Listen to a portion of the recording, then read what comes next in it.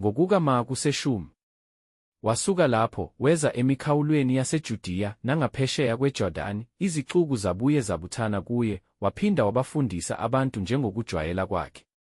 Kwase kusondela kuye abaFarisi, bambuza ukuthi kuvunyelwe yini ukuba indoda ilahle umkayo, bemlinga. Waphendula wathi kubo, uMose waniyala ngokuthini na? Bathi, uMose wavuma ukuba kulotshwe incwadi yesahlukaniso, alahlwe. UJesu wayesethi kubo, ngenxa yobulukhuni benhliziyo yenu wanilobela lowo myalo. Kepha kusukela ekuqaleni kokudalwa uNkulunkulu wabenza owesilisa nowesifazane. Ngenxa yalokho umuntu uyakushiya uyise nonina, anamathele kumkakhe, labo ababili bayakuba nyamanye, ngakho abasebabili, kepha sebenyamanye. Ngakho-ke lokho akuhlanganisileyo uNkulunkulu makungahlukaniswa ngumuntu. Besendlini abafundi babuye bambuza ngalokho. Wathi kubo, yilowo nalowo olahla umkakhe, aganwe ngomunye, uyaphinga kuye. Naye, uma elahla indoda yakhe, agane enye, uyaphinga. Khona baletha kuye abantwanyana ukuba abaphathe, kepha abafundi babakhuza. Kodwa uJesu ekubona wathukuthela, wathi kubo, vumelani abantwana beze kimi, ningabenqabeli, ngokuba umbuso kaNkulunkulu ungowabanjalo.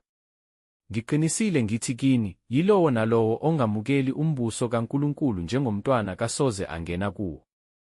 Wabagona, wababusisa ebeka izandla phezu kwabo.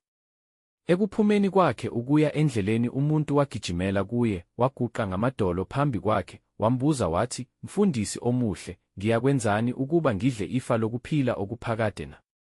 Kepha uJesu wathi kuye, ungibizelani ngokuthi ngimuhle na? Kakho omuhle, munye kuphela, uNkulunkulu. Uyayazi imiyalelo ukuthi, ungabulali, ungaphingi, ungebi, ungafakazi amanga, ungamamuki umuntu utho, yazisa uyihlo nonyoko. Kepha wathi kuye, Mfundisi, konke lokho ngikugcinile kwasebusheni bami. UJesu wayesembheka, emthanda, wathi kuye, usasilalelwe into inye, hamba uthengise ngakho konke onakho, uphe abampofu, khona uzakuba negugu ezulwini, uze ungilandele.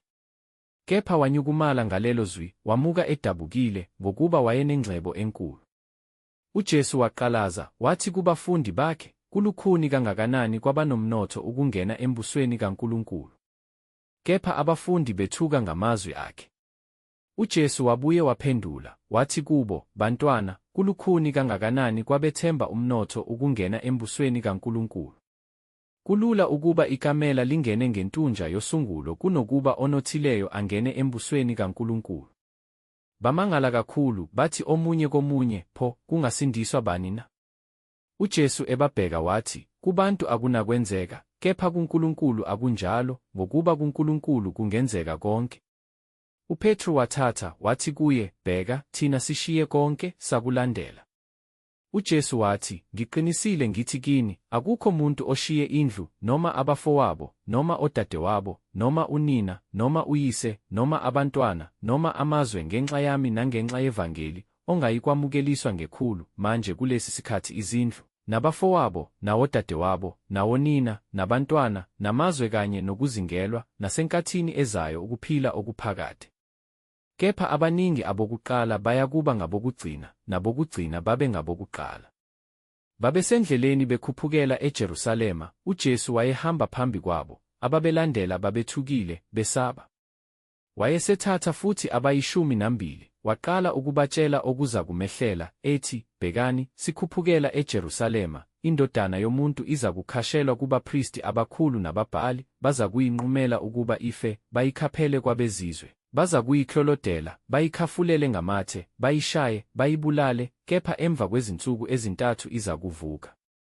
Kwase kusondela kuye oJakobe noJohane amadodana kaZebedewu, bathi kuye, Mfundisi, siyathanda ukuba usenzele lokhu esiza kukucela kuwe. Wathi kubo, nifuna ukuba nginenzeleni na? Bathi kuye, siphe ukuba sihlale, omunye ngakwesokunene sakho, omunye ngokwesokhohlo sakho enkazimulweni yakho. Kepha uJesu wathi kubo, anikwazi enikucelayo. Ningasiphuza yini isitsha engisiphuzayo mina, nibhaphathizwe ngombhaphathizo engibhaphathizwa ngawo na? Bathi kuye, singakwenza. UJesu wathi kubo, "Isitsha engisiphuzayo mina niyakusiphuza, nibhaphathizwe ngombhaphathizo engibhaphathizwa ngawo mina, kepha ukuhlala ngakwesokunene sami nangakwesokhohlo akusikho okwami ukuphana ngakho, kodwa kungokwalabo abakulungiselweyo."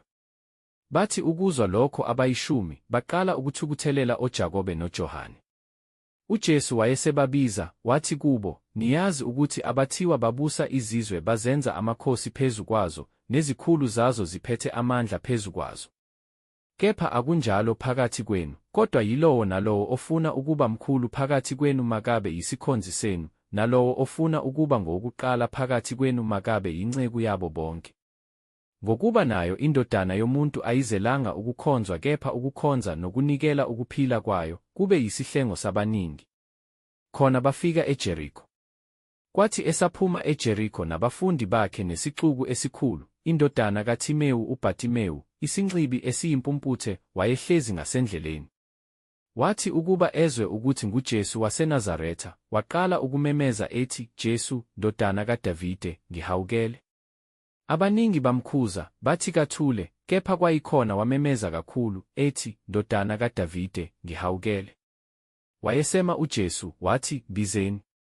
Bayibiza impumputhe, bathi kuyo, "Yima isibindi, usukume, uyakubiza."